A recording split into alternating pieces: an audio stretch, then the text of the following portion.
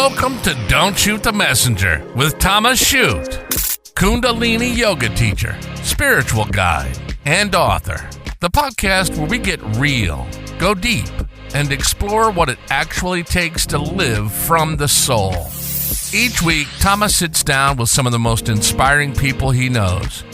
Friends, mentors, creatives, and change makers to talk about healing, purpose, and the kind of transformation that doesn't fit in a quote box. If you're into spirituality that's grounded, conversations that spark something, and guests who aren't afraid to get raw, you're in the right place.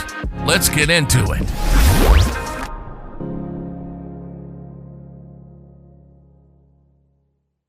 I've been following your stuff for a few years now, and between the health, the esoteric stuff, the metaphysical stuff, everything, I just want to talk about it all because it's so cool to me.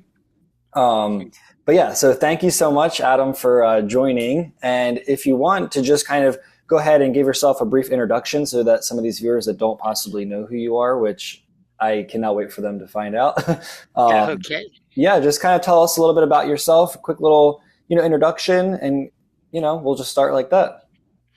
Okay, should I wait till you turn the mic on or something like that? Or you're all set. You're ready to go. I'm all set. Okay. My name is Atom Bergstrom. My real name, my birth name, my government name is Atom Bergstrom from the old country, but I was born in New Jersey, another foreign country. Now I'm in California. And he mounted his horse and rode off in all directions is my rule of life. I research a lot. I've spent a lot of time on the road. I've spent a lot of time doing therapy. I've been a holistic therapy since the 70s. Been interested in health and managed 4 or 5 health food stores in various places, Hawaii, Portland, Carpinteria, California. And my main interest is health, metaphysics, yoga, Sufi, those kind of things that when I managed a metaphysical bookstore at one time, all of the things that were in that bookstore, including the holistic health, from the yoga, from the metaphysics of all kind, I was interested in. And that's pretty much my introduction. Nice. Well, thank you so much for joining, and I'm super excited to dive deep into a little bit more about what you research and all the sort of things that you're into. But one thing I have to mention is I don't know if I found you through Matt Blackburn, but I had been following you, and then I found out that we had a mutual friend through who was a son of another mutual friend that you had studied with, I believe, at the Reflexology school in Texas, Yes. if I may be correct on that. And could you tell us a little bit about Adano, Swami Nitty Gritty, and that time in the Reflexology school, and kind of what went down in that institute? I sure will. It was an important part of my life. I met a chiropractor. Actually, at that time, he was a student, Dr. Steve Shiver. And at that time, he hadn't got his doctor yet. So he was so fascinating. And the first time I'd heard of applied kinesiology and any of these metaphysical things, from toughness device, you name it, that even though I was working in a metaphysical bookstore, I decided he needed a certain book. And I said I would order it for him. Give me your telephone number. And that was an excuse to not lose connection with this guy. So anyway, I got his number. We arranged workshops for him to do. And within a certain amount of time, I realized he was getting most of his important information on solar nutrition and things from this Swami Nitty Gritty, who was Adano Ley. And I saw a poster that was posted by Adano Ley, and I thought, now that's the corniest poster I ever heard. Steve's okay, but this guy is a weirdo. Well, more and more I realized as I studied with Steve, because to get him money to go through chiropractic college, he had other ways, of course, my girlfriend and I at the time set him up with a Friday night. He'd come over for dinner. We'd invite people over for free. And anyone who wanted a session could have one from him for, I think it was $5 or $10 back then, really inexpensive. And sometimes we would have as many as 20 people over at our apartment till dawn. And so it became a Friday night thing. I learned solar and we had a lot of fun. And finally, I got to meet Swami Nitty Gritty and was so impressed. My exact words as I left the building were, "Who was that masked man?" And so I started studying with him, and my whole world changed as he introduced me to all kinds of concepts, and I realized he had paranormal abilities, which became evident very quickly. And anyway, at one time I decided I was going to leave Texas, and I went back to California, and somebody said, "You should now start a reflexology school." His name was Robin Greeley. And Adano said, "Who would come?" And at that time, I used the name Ed because Justa was so complicated. So Robin thought and said Ed Bergstrom would come. So anyway, as soon as I found out, I had just gotten a job in La Jolla, and I called him and said, "I'm not going. I'm going back to Texas." So I showed up there with $115, which I used $100 to sign up for. And I went and slept around in a building, behind a building, because I had $10 left over. Anyway, within a week, I had an apartment right in the same complex where the school was. And I went to his school for a couple of years. And it was just a life-changing experience.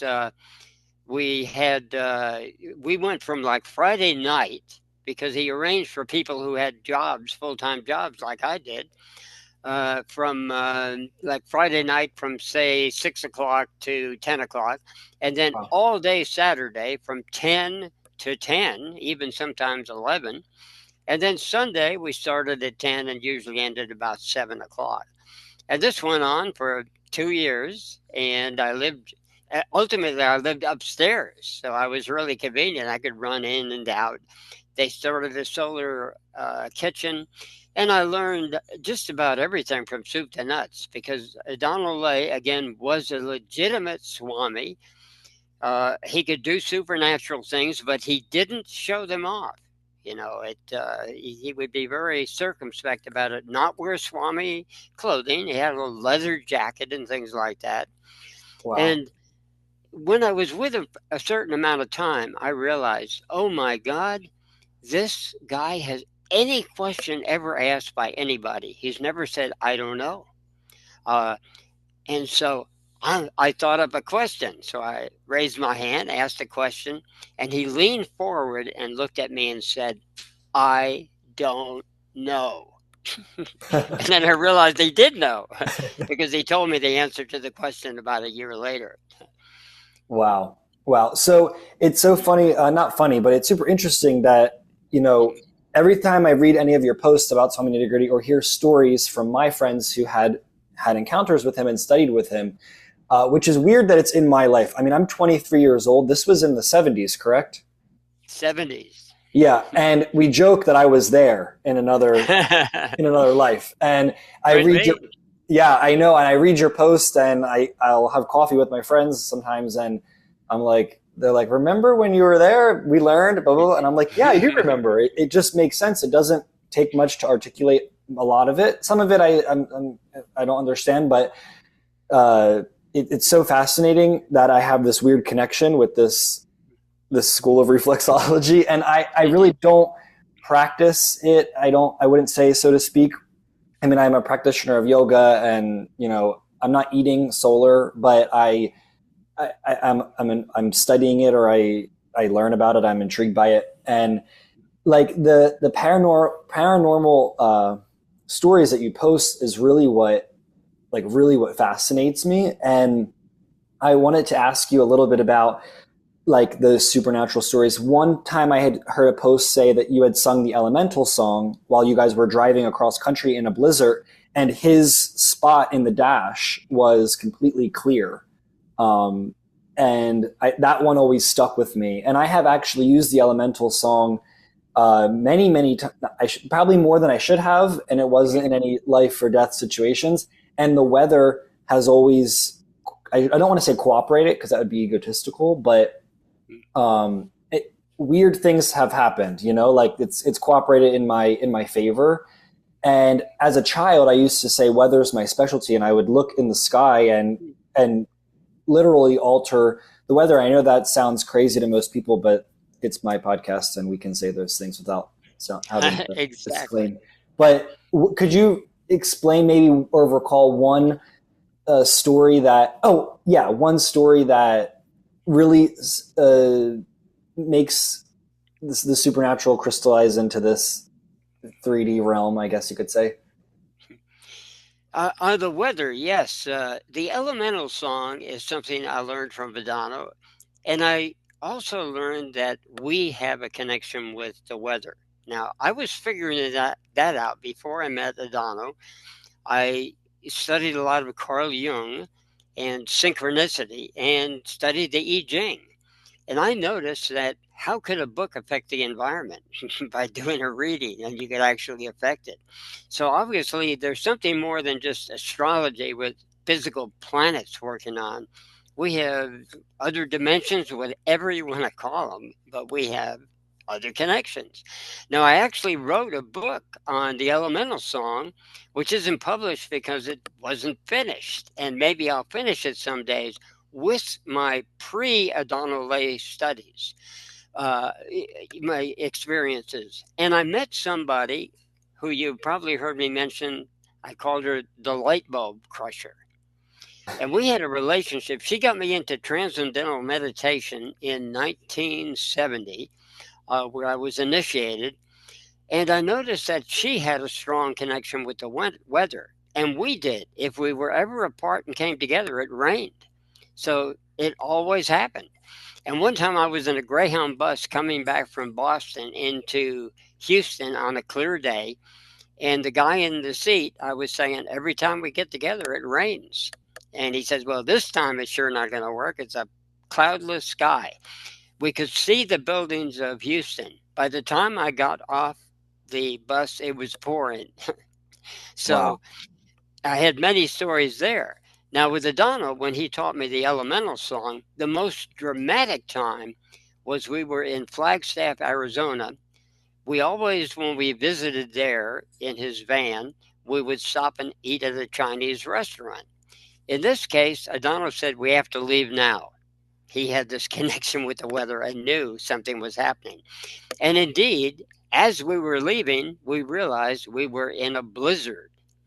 Now, I was with someone, a friend of ours called Ginger, who was in the passenger seat. I was lying on a refrigerator in the back, believe it or not, because there wasn't much room. That's where I was sleeping, actually. And Adana was looking out the window, and the windows got completely clogged with snow.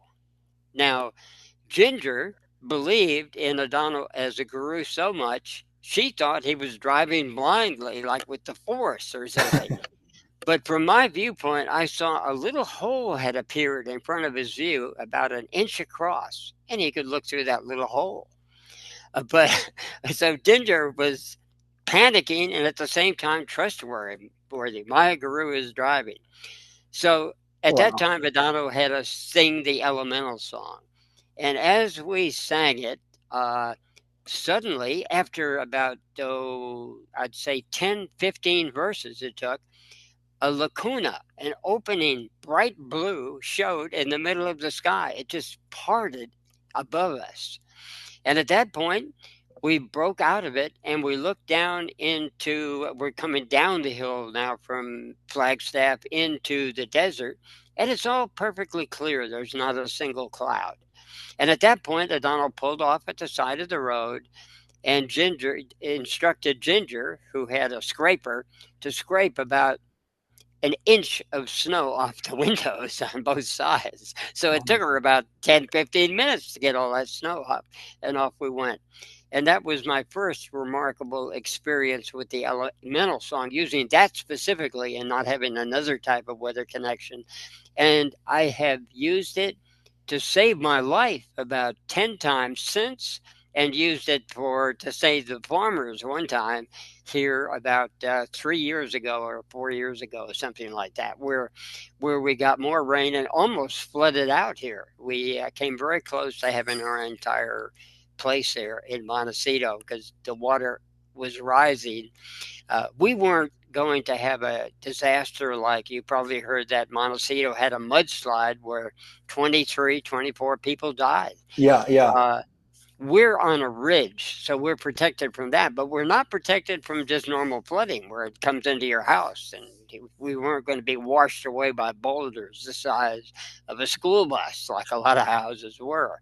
But Yeah. still, it did stop just in time. We did a lot of bailing and things of that nature. But anyway, the elemental song, I could go on and bore people for hours about story after story, how it has actually saved my life.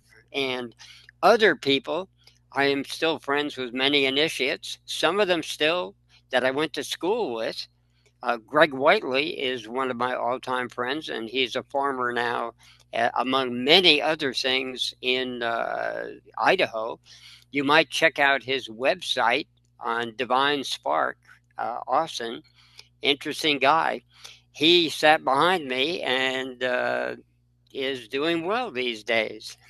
Wow, wow. That's super fascinating. That one thing I want to touch on is what you said is about, you said the initiation. I'm sure it was some sort of maybe private ritual, but what did that look like being initiated by Swami Nitty Gritty? Like, and also, side note, why the name Swami Nitty Gritty? Was it because he had so many specific details to like life or his teachings? You know, he called himself Nitty Gritty because he got down to the real nitty gritty instead of beating around the bush, and he certainly didn't. His real name, like what the heck was it now? Swami Nityananda Saraswati was his given name from being initiated by a Swami in Dallas under very unusual circumstances. He was invited to a lecture at SMU, which is a college in Texas, Dallas. And when he walked in with his wife, at that time he was married, he was told to come up on stage. And the Swami who was giving the lecture said, I now pronounce you Swami Nityananda Saraswati, and I choose to remember what he named his wife. He gave her a Swamini. And this made history for this order. It had never been done before where they did an American. It had never been done for a married non-celibate couple. And several other, and a woman was never made a Swamini in this order. So it was a big deal. And from then on, he became a Swami, and it got really interesting after there. Wow. And then he started to initiate people into, what would it be, the school or his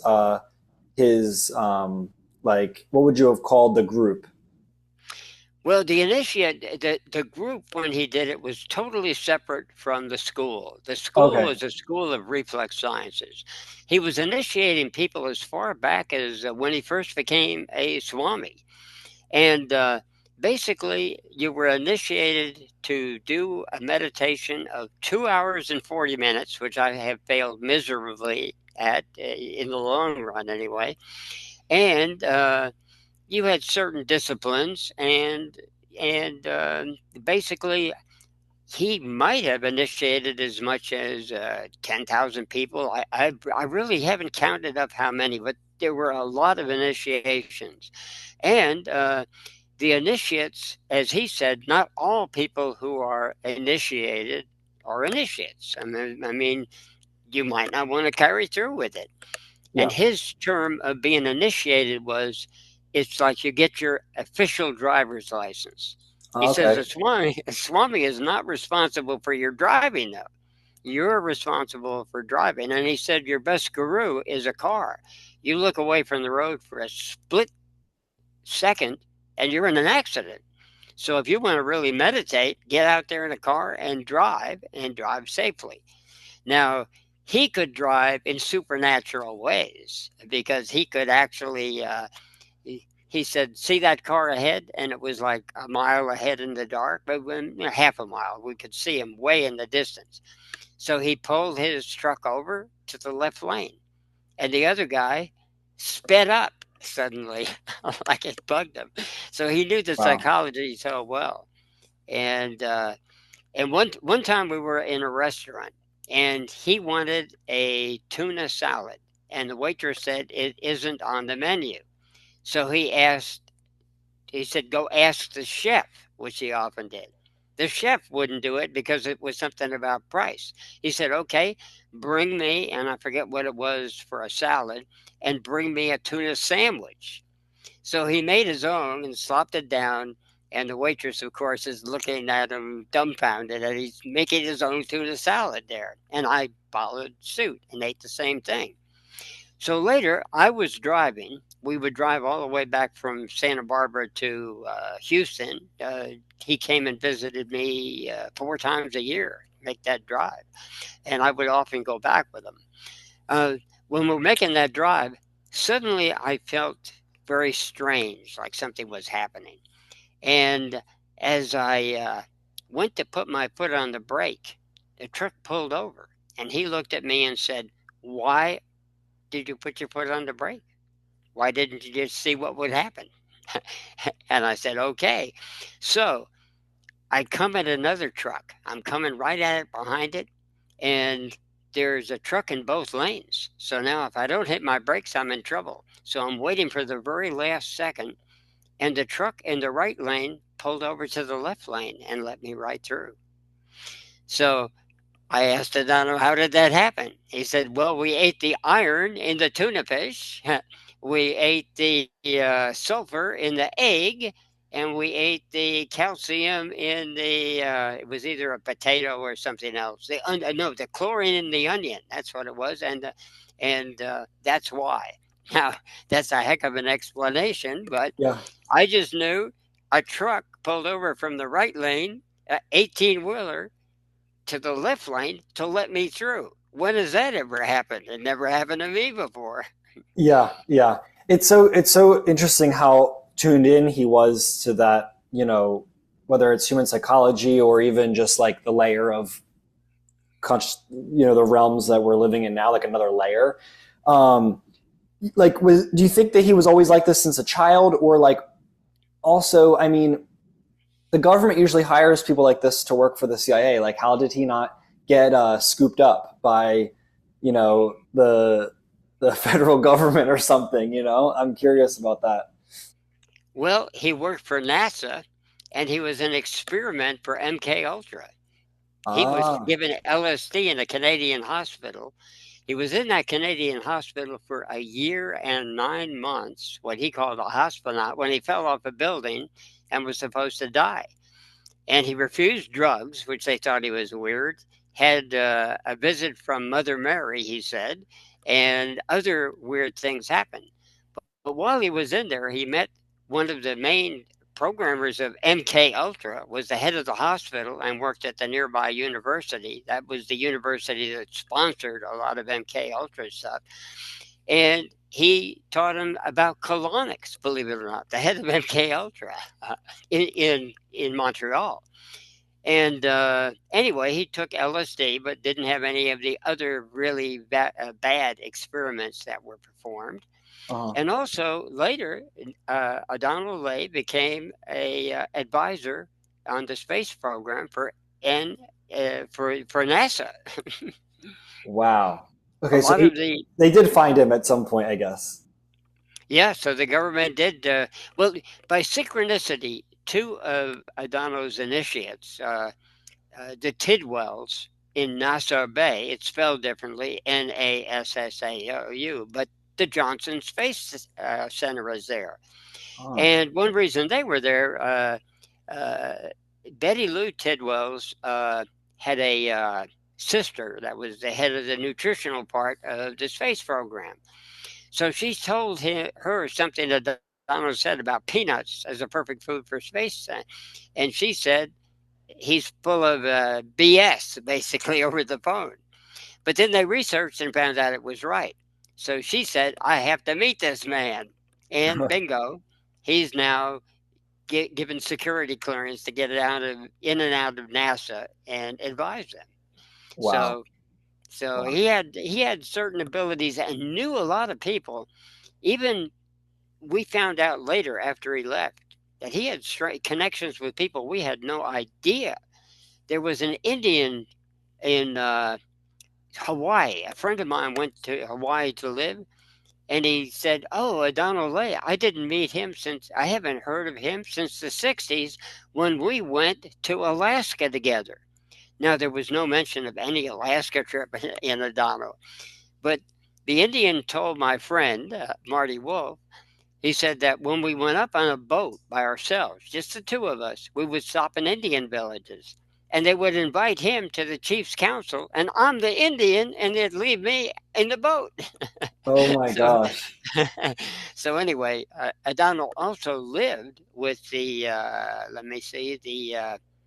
I believe it was the Navajo for a year in Arizona besides, and had many interesting stories there. So Wow. That's so fascinating that they would just kind of be able to, their chiefs or leaders would be able to single him out almost and be like, this person, like he just had this energy, I guess, about him that people would innately know, or something, that something was different, right? The MK Ultra thing is fascinating. I have seen a couple of your posts about that and was interested in the story. One other question I have just for myself, which again, a lot of people probably don't even know half of this stuff, but I'm fascinated by it, maybe because I'm trying to remember my last life. But the bracelets or the arm bands, I was told they had 3 crystals or 3 minerals on them. Oh my gosh, we're getting the visual. That's it. Get it off here. There it is. My gosh. Wow. It has coral and your birthstone, basically. Okay. And made out of 3 minerals. And some, he was about to make them out of 4, and he taught Ray Rossi, who is now on cosmic vacation, unfortunately, to make them. So people were able to get a 4-pronged one. I have about 4 or 5 friends that have some of Ray's.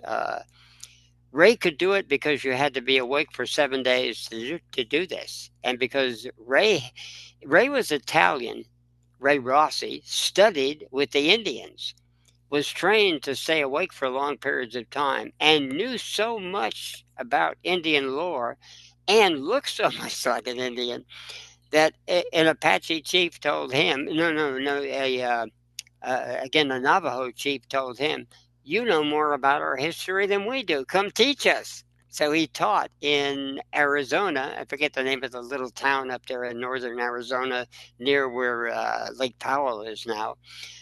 He taught them. Wow. So it was 3 metals, I'm assuming copper, silver, and gold. The birthstone, coral. And they have Kriya bracelets or bangles that I've seen, and it's just the metals, not the gemstone. But and what was the purpose? Was it a part of the initiation, or was it just a health addition to have part of? No, back in the day, you could get one of these for $100. But then, of course, when gold went up, the price went up quite a bit. So later on, it became expensive. So I was lucky enough. To get it when it was up into the thousands by a friend of mine, who was getting a massage from another friend of mine, and she came from Texas Money. So at that time, she was bucks up due to an oil deal, and she said, Adam seems to be really interested in this bracelet. Do you think I should get him one for his birthday? And Pamela Martin, who was a friend of mine and also her massage therapist, said, "Oh, goody, goody, yes, you should." Well, if they're that good, I should get one too, then, shouldn't I? And Pamela said, "Oh, goody, yes. Oh, well, then you should get one too." So she ordered 3 of ours. And I got mine months before he went on his cosmic vacation. I was one of the last people to get a bracelet. So I sure appreciate Dr. Sandia Gouget, who is a licensed psychologist too, who bought me this bracelet in the last minute. Wow. So the Adano bracelets, I guess you could call them, we'll call them, They're basically they're no longer in production, at least that No, type. no, and particularly, Adano bent this by hand. Ah, You get one from SRF, they have to use pliers and all kinds of things. He so he bent was it by able to bend hand. it. Yeah. So so anyway, he had some amazing abilities, as I said. Yeah. Wow. Wow. That I never saw one. I had an idea what they look like because a lot of the Jyotish Vedic astrologers make the three metal twisted like bangles and stuff. I'm very fascinated by like Jyotish Vedic astrology remedies and things like that. But that was always I heard stories of the bracelet. I'm like I want one so bad, but I guess the OG design is not even available. So, but maybe I had one Yeah. and I went underground with it. uh, Well, but the self-realization organization still makes it, and if you want to see the type they make, which they apparently have to use flyers and things, but Yogananda is wearing one in a photograph in the book Autobiography of a Yogi, and there are other pictures where you'll see that. yes, I think that's where the company, not company, but the people that do the Joytish remedy jewelry that I am really into, it's called like Uchimani or something like that. They actually quote Yogananda because he had mentioned if you wear these three metals, it does X, Y, and Z. Wow, that's super cool. And speaking of yoga, so I always see your post about Kundalini, and I would like to hear your perspective because I've been practicing Kundalini yoga as taught by Yogi Bhajan for like maybe 7 years now, and I mean, it seems that seems to be good for my practice. But I'm always fascinated. The word itself right now in modern age gets thrown around. Like they have, I don't know if you've seen. It's pretty interesting. They do like this Kundalini awakening thing where they like manipulate someone's it almost looks like a somatic release or like even like a chiropractic thing, but they're calling it Kundalini awakening. And then I practice Kundalini yoga as taught by Yogi Bhajan. And then I'm interested to see or hear your perspective, completely open to hear what you know about Kundalini. And then you also compare it, or not compare it, but explain it next to com, com, compos, I forget the word. Oh, Cosmodyne Forest. Yes, yes, yes. So please share what you know about Kundalini and things like that. It's definitely fast. I mean, I'm always talking about the yoga as taught by Yogi Bhajan, but I would love to hear your perspective on all of that. Kundalini yoga is valid. It takes you to a certain level. This is where it takes you to. This is called the 10th door in the middle of your forehead. And actually, it's inside the brain, but it has a reflex point outside.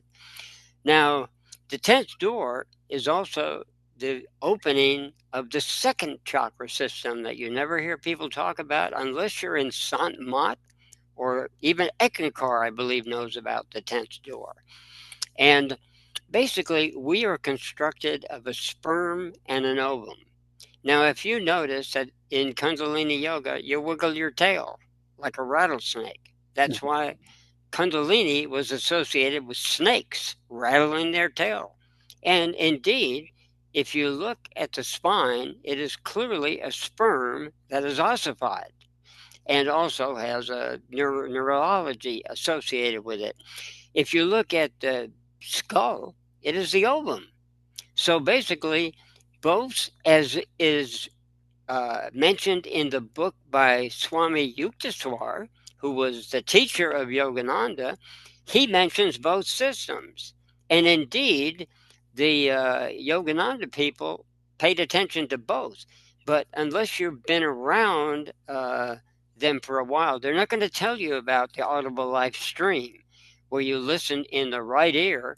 It opens up the 10th door, and you go back to the medulla oblongata, the mouth of God, the only instant part of the brain.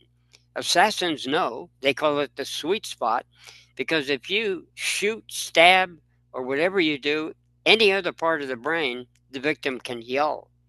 This is the only instant now part of the brain. Everything else takes fractions, femtoseconds, whatever. But right in the back of the brain, at the mouth of God, this is the mouth of man, it's directly behind it, you will basically, you can't yell because it's instant. What happens there stays there because there's no time at that level. So it's the highest point of our environment. We have 7 chakras in the spine, and then we have 8 starting because you start at the door, which is the end of the other one, and you go back. And each one has been labeled incorrectly by the founder of polarity, who stops here. But actually, the mouth of God is where they know it is, and that is why it's called the mouth of God. So either one gives you it gives you consciousness. You get higher consciousness, but you don't get the real freedom doesn't come until you go into the second, and that involves sound. In the 5 element law, the Chinese have mixed it up. You actually have earth, and on top of that is water, and then fire, and then you have air, and then you have ether. Well, in China, they call it metal and wood. And because of some idea that metal chops wood, they reverse the two. But you have to have, actually, a lot of the problem came because they didn't understand the difference between air and sky. Sounds pretty similar, doesn't it? But air you can breathe, and sky you may not if you go high enough.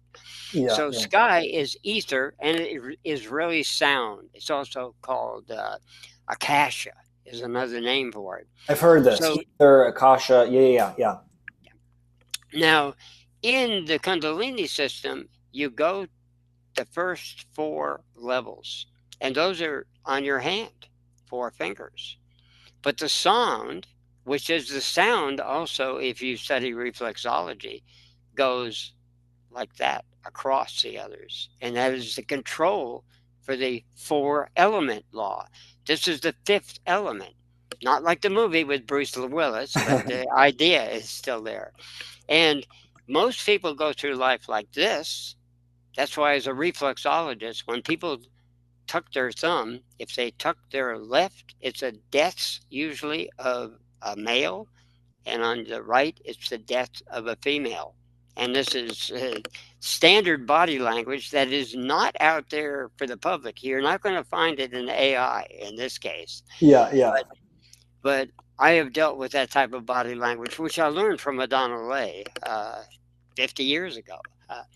And not to interrupt you, but you're saying if you were working with somebody and you said make a fist, if they were to cross or undercross, this would determine. So the right side would be a death of a female. The left side would be the death of a male. Yeah. What if the thumbs went across, not underneath of the fingers? They won't do it unconsciously. In fact, how you tell is stress. Like when you close both eyes, it's stress. But when you close one or the other, then it is a male or female. And some people are not eye reactors. You are, so I know if you have a male or female trauma, which I'm not going to tell on your show, but I can tell everybody. Now, some people are. You can definitely share if you're body analysis. If you're doing an analysis, I don't mind. I'm very open on everything I do in life, so feel free to blurt anything out. Okay, you have a male trauma. It's on the left eye because you go like that. I don't know if this is their left, right? You're seeing it mirrored? Okay. Yes. Just making sure. That's the one. Yeah, and I'm looking at your left, definitely. Yeah. So, see, you'll find a lot of psychology and even polarity therapy has it backwards. You'll say, no, it's the other way. Robert Tennyson Stevens, a lot of people will go on and on. But see, rather than read it in books, I look at people and see what happens when they mention a male or female. This can get confusing because a woman who was abused by her father will have it on the right side. And that is because it's the mother 9 times out of 10 they have the major trauma with on those circumstances. Mm. Those kind of things will throw a person who doesn't understand how that works. And by questioning over and over, you clearly see where the trauma comes from at that point. So Wow. now, when you look at eyes, it's about I'd give it about a 90 to 95% chance. There's always you can, there are exceptions, but when you go to the feet, the cornerstone technique, I call it, I've never found an exception in how many years of therapy, decades of therapy now, never found an exception. But anyway, getting off, getting, getting off subject there, as I love to do often. I do too, Let's so it's all good. let's go back to the four elements. The four elements are in the Kundalini system. Then you come to this gap, the Mason Square, and this is what they call Sun, S-U-N-N, and Mahasun, S-U-N-N, and you can call it black holes or whatever you want. It's a huge gap to get to the fifth level master. So a fourth level master who is the Om master, and this is the Hu master. Why so many Ekankar people, for instance, go into that particular sound. The Sufis also call Hu, and basically it's A, E, I, O, U. There you go. Nice. So our bodies are actually reflexology charts and blueprints of the periodic table of the elements, because it follows this, just like the copper, silver, and gold do in the periodic table.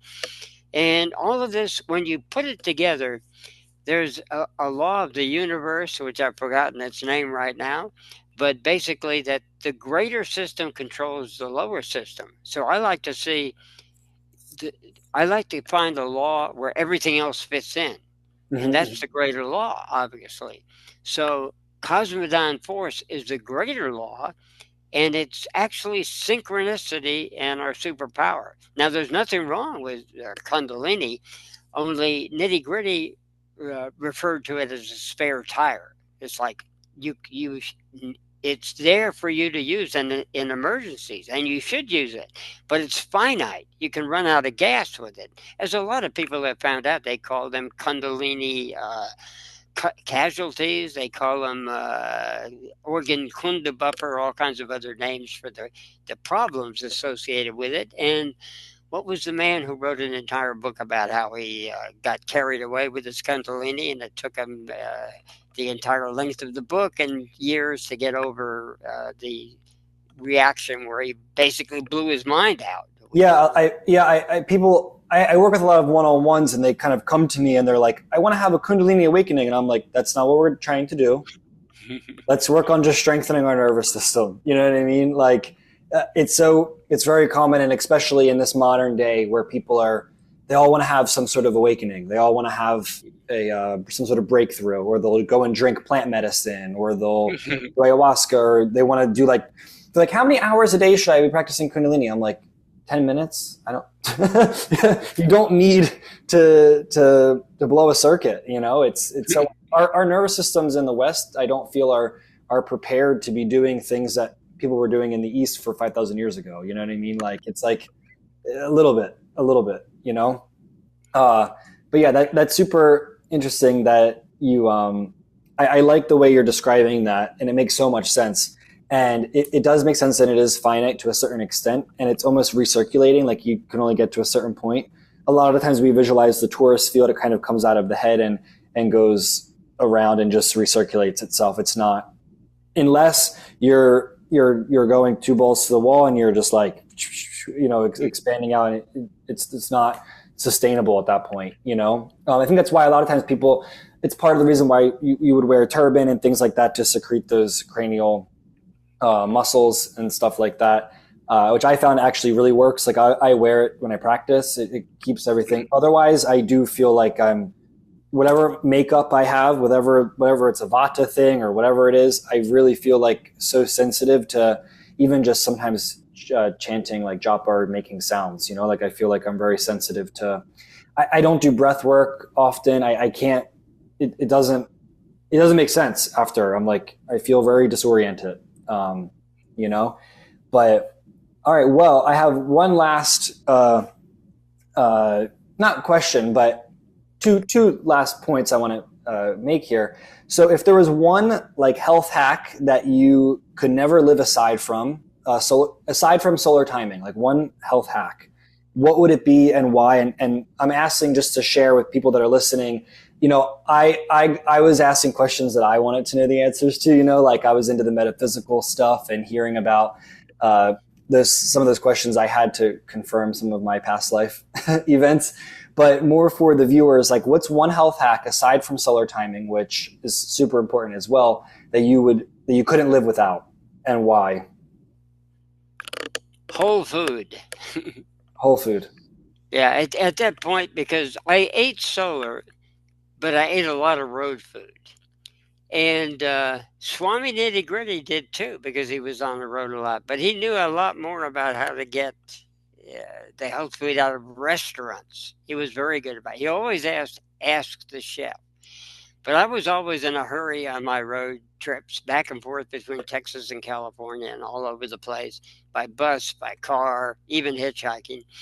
And so it got a little difficult to. I went down to about 85 to 90% solar. Other stuff was getting in my food. And in whole food, you can't make that mistake. And they can't put something in there that isn't there. Like a lot of times you will find something, a lot of olive oil and a lot of oils. The FDA allows people to put 10% of another oil in there. Now, that can interfere with your solar timing quite a bit. So whole food is the main thing. And Vibrant Gal here, she, when we hooked up, she has shopped at farmers markets forever. She came to California. Well, she escaped Hungary from under as a girl under communist searchlights and guns and the whole thing, and managed to get to New Jersey. And from New Jersey, she wanted to know, where can I find the food? And that was in California.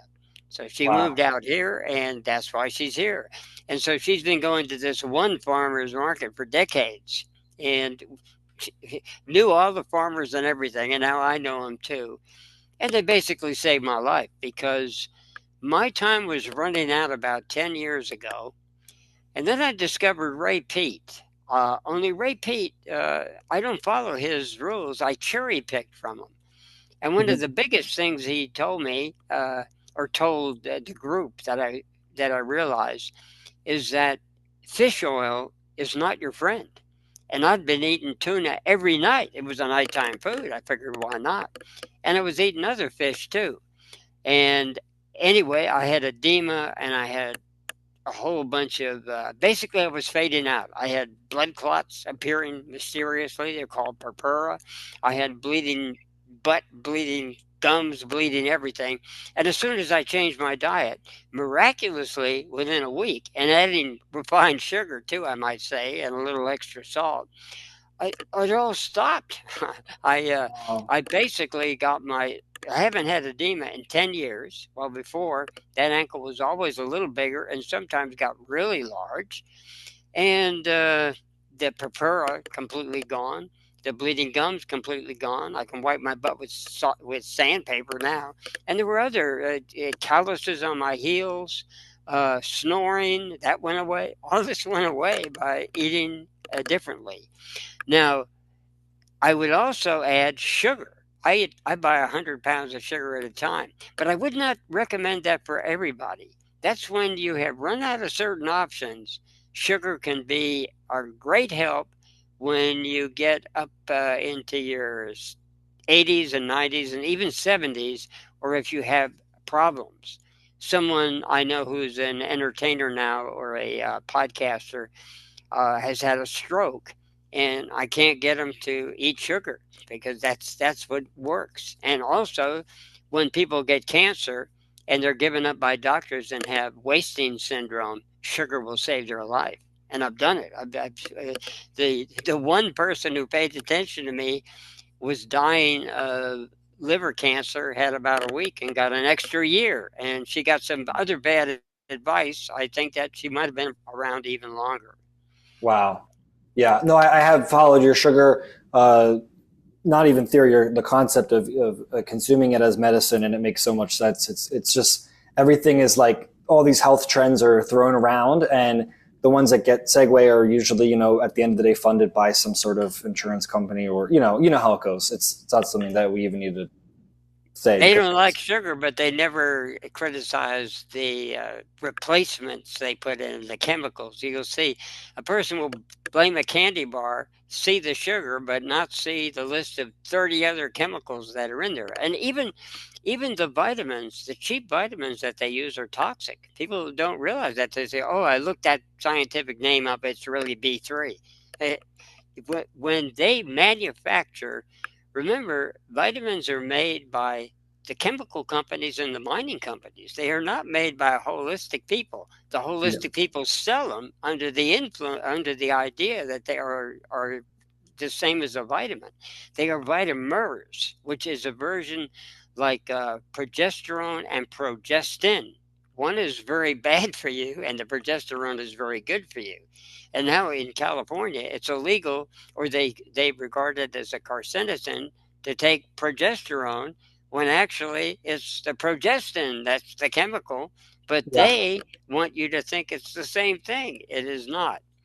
And so that's why I stress whole food and herbs. Herbs can work. I've used herbs like even catnip to break a fever, and aloe, of course, and cayenne. Those are.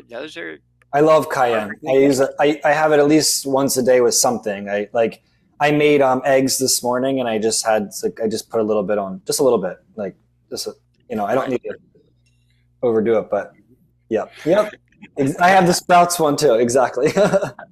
We used to get it also in a bin sometimes, but lately we haven't got to that particular health food store, so we've had to buy that in the store now at the farmers market. Nice. So if people I always message you on Facebook, but the way to support you is to purchase your ebooks, right? And is there any other way people can reach you? What's the future for what you're doing?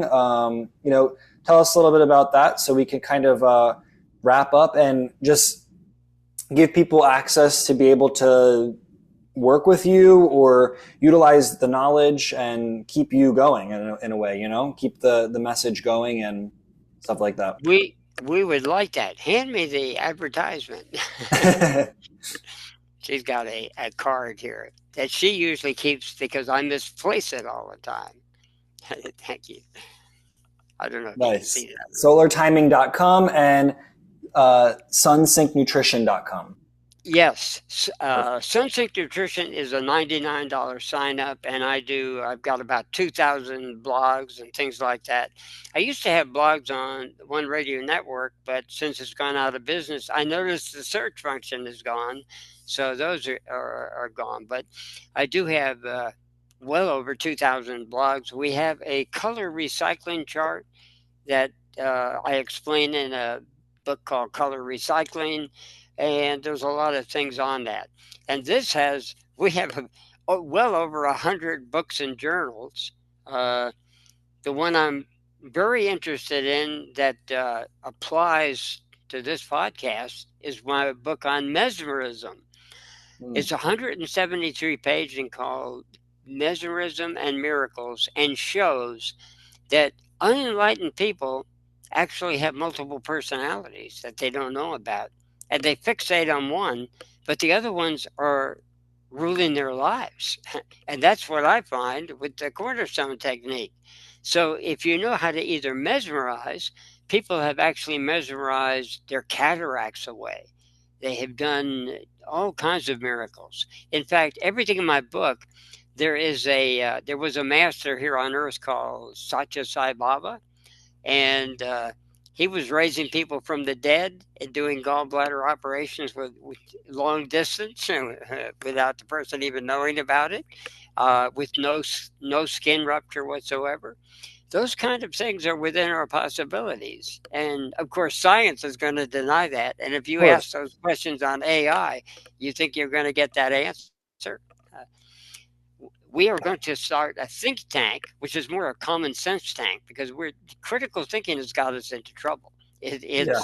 The our medicine is mostly a mythology now, and we want to start what's called convivial techniques, like uh, a wrench you can use, but a computer, if you may not. If a computer is in your car, you can't work on it anymore. I used to change my wheels out. I could change my transmission fluid and oil. Now I'll set off some kind of computer chip that doesn't like me when I do that.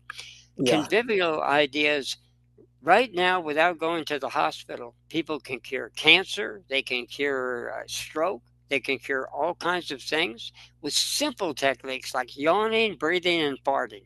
As unbelievable as it sounds, and plain sugar. Uh, Yeah, yeah. I one time I saw your post about farting and how it can go 10 feet in 1 second, and I was like, I'll never not unread that post ever again. Like that is so like people don't want to let it out or whatever.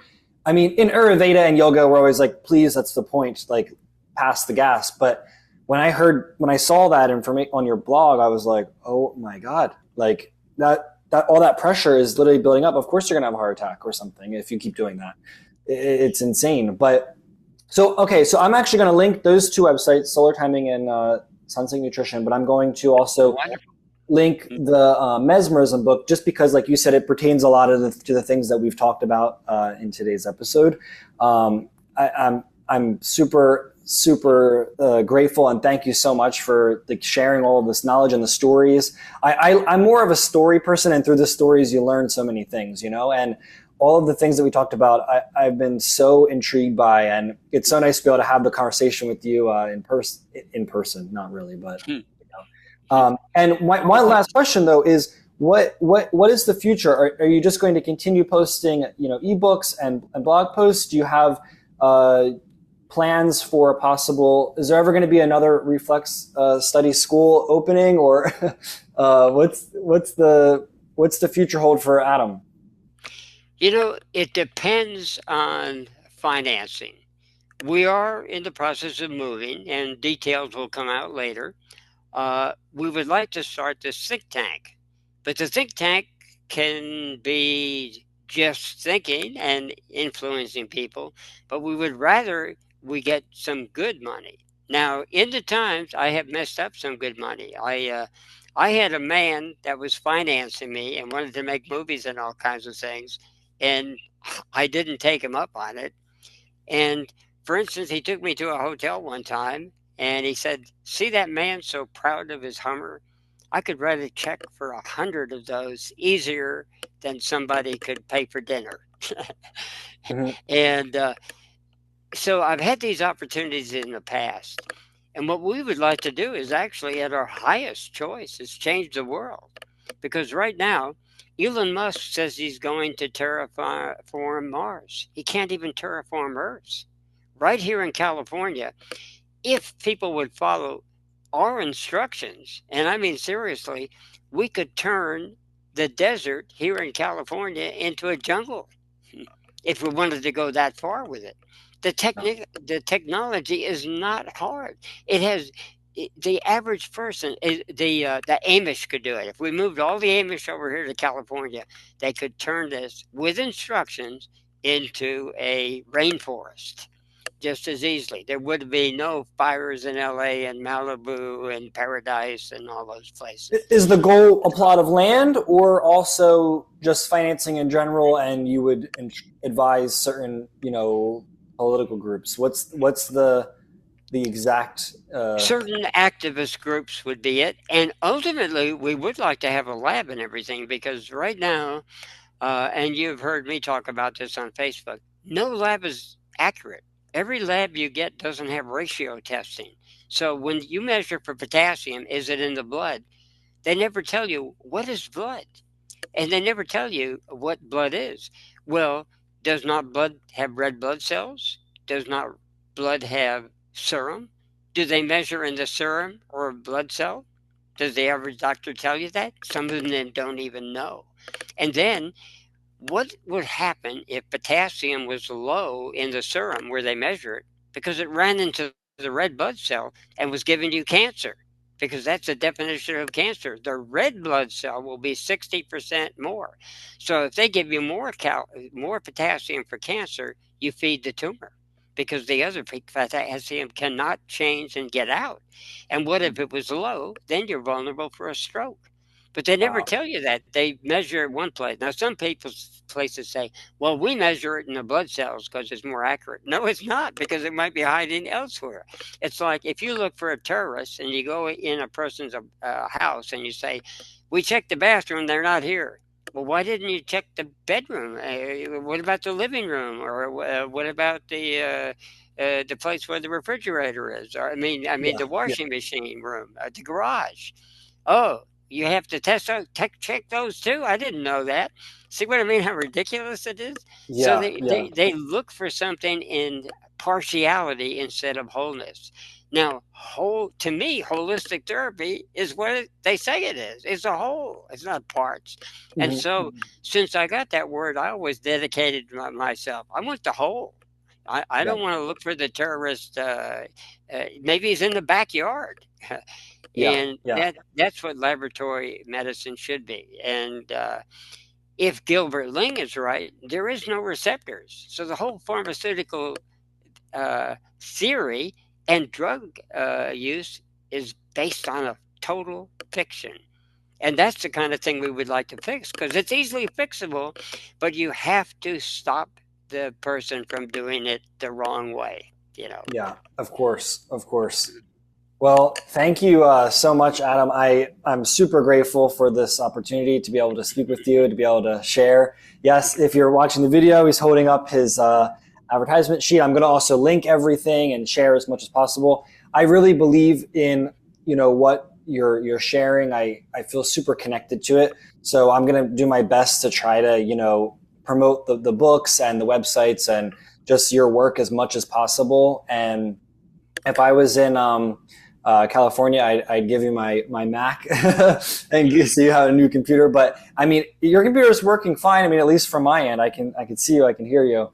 But yeah, I'll definitely going to funnel as much people as possible to your site, your page, and continue just sharing your stuff. If you're on Facebook, everybody, he posts a lot on there, a lot of things in the moment as well, which is nice. It's kind of like little updates, and you could turn on your notifications. But other than that, I'll link everything below. And thank you so much, Adam, and thank you guys for listening. Adam, do you have anything else you want to say before we wrap up to the viewers? I'm readily available on Facebook. Feel free to ask questions. I answer them. I have a lot of things, pre-answers ready for certain things. Sometimes long ones for people who want something more involved. And for personal things, you can reach me on Messenger. I'm pretty much readily available. Maybe a little less this month because we're in the process of moving, but ask your question. I usually always get to it, except how Facebook has this labyrinth thing where this goes into this and goes into that. Sometimes I miss and they say, he never answers my questions. Down lost. But yeah, I answer questions, and you too, feel free to answer more. I know a lot more about cosmodyne force we did not cover here. So we can cover more of that on Facebook. Yes. And I'm sure if this will be for season 1 on the podcast, I'll definitely have you back if you're willing for sure to go deeper into the topics that people are like, hey, we didn't go that deep into that. But I'm glad we got so much covered, and I'm so happy. I learned so much, and I got to ask questions about, things that I feel like I remember distantly, and, it was just a great time. So thank you so much, Adam. Glad to meet you, and anything we can do to help you promote your podcast, let us know, okay? Thank you so much. I really appreciate that. Thank you. And thank you, and aloha. Aloha. That's a wrap on today's conversation. Big love and thanks to our guests for bringing the wisdom, and to you for listening with an open heart. If this episode moved you, made you laugh, or helped you see something new, share it with someone who needs it. And if you're feeling generous, leave a review or shoot us a message. We'd love to hear what landed. See you next time on Don't Shoot the Messenger, where spirit stays grounded and real ones rise.